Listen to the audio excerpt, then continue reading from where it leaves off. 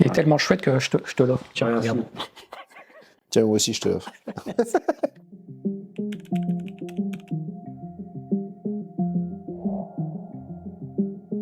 Alors, on s'est rencontrés sur une série qu'on a créée ensemble qui s'appelle Alex Hugo pour France 2. Mais on se connaissait déjà d'avant, mais on a vraiment travaillé ensemble sur cette série. Et c'est là qu'on a développé beaucoup d'histoires ensemble et puis aussi notre amitié. Oui, ça remonte à plus de 10 ans, je pense, maintenant. Et les avantages de la coécriture, il y a plus d'idées. Forcément, quand on met deux auteurs en commun, on va pas penser aux mêmes choses. Il va apporter des idées, moi aussi. En fait, la BD, c'est un endroit où on peut raconter des histoires différemment de ce qu'on fait déjà. Il se trouve qu'avec Franck, on travaille et dans l'audiovisuel et dans le roman. Et la BD, c'est un endroit où c'est l'art de l'ellipse, donc il va falloir être très concis. Oui, et ce qui est chouette aussi, c'est qu'il n'y a pas de contraintes financières dans le scénario qu'on va développer, parce qu'en fait, en audiovisuel, toutes les scènes coûtent de l'argent, donc on peut pas faire ce qu'on veut. Alors que là, en fait, c'est sans limite. On peut imaginer les décors qu'on veut. C'est tout l'avantage de la BD, donc on se fait vraiment plaisir aussi dans les décors, dans les costumes, dans les personnages, quoi.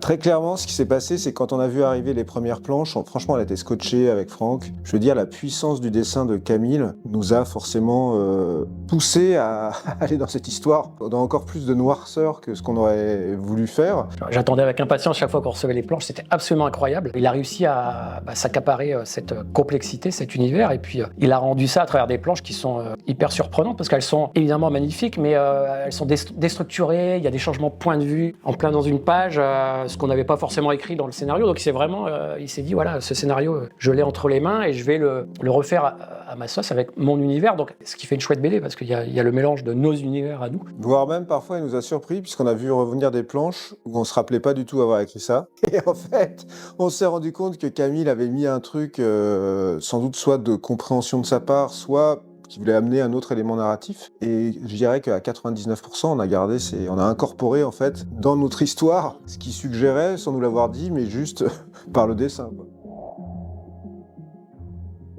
Nous, on est deux auteurs de thrillers, donc on nous attend beaucoup sur le thriller, les enquêtes, le polar. Et en fait, l'album commence comme ça. Sauf qu'au bout de 30 pages, on se rend compte que ça va pas du tout être ça et que vous n'êtes pas du tout dans un thriller et un polar classique. Ça nous a donné l'occasion aussi d'aller peut-être plus loin. Il y a tout dedans, c'est-à-dire, nous, on a des références communes, on écrit du thriller, mais on adore l'horreur, on adore le fantastique, tout ce qui est temporel aussi. C'était un plaisir de pouvoir aller dans toutes les directions, que ce soit dans l'horreur, dans le polar, parce qu'il y a une enquête, dans la science-fiction. Ouais, parce que souvent on dit que le livre, c'est un peu l'endroit ultime de la liberté pour un auteur. Or, en fait, c'est pas totalement vrai, parce qu'en fait, on va se rendre compte assez vite que lorsqu'on écrit des romans, il y a quand même des rayons chez les libraires, et qu'à un moment ou à un autre, il faut que tu sois dans un rayon plutôt qu'un autre. Donc si tu écris des thrillers, comme le disait Franck, tu vas avoir les règles du thriller. Alors, en fait, c'est vrai que la BD, je trouve que c'est un endroit où il y a encore plus de liberté, parce qu'il y a beaucoup d'entre-genres, et ça cause pas de problème, les entre-genres en BD. Ça choque pas les libraires, et ça choque pas les lecteurs. Et c'était l'occasion rêvée pour nous de le faire, parce qu'effectivement, on porte ça en nous.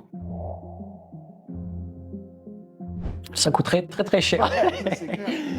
C'est-à-dire qu'aujourd'hui, autant être ambitieux quand on adapte des trucs. Donc là, c'est très ambitieux. Je pense pas qu'on y ait pensé en l'écrivant du tout, parce que justement, le but, c'était d'être le plus libre possible, et que dès que tu penses à ça, tu te mets des contraintes immédiates sur ça se passe où, ça se passe comment, etc. Après, c'est adaptable, hein, c'est très très adaptable. Mais ça coûterait très très cher. Alors les décors seraient magnifiques, mais il y a quand même moyen de faire une superbe série, quoi. En tout cas, ce qui est sûr, c'est que c'est assez original. C'est vrai que quand on a terminé l'album, on l'avait pas forcément relu depuis, parce que le lettrage, etc., fait qu'on lit pas les choses en temps réel. Moi, je me rappelle que ça m'a vraiment mis une claque. Je me suis dit, putain, mais c'est complètement fou, en fait. Je dis, Franck, t'as relu le truc? Il me dit, ouais, mais c'est complètement dingue, ce truc qu'on a fait. Et c'est vrai qu'on s'est vraiment lâché sur cet album. Et je trouve ça chouette qu'il y ait un endroit où on puisse le faire, quoi.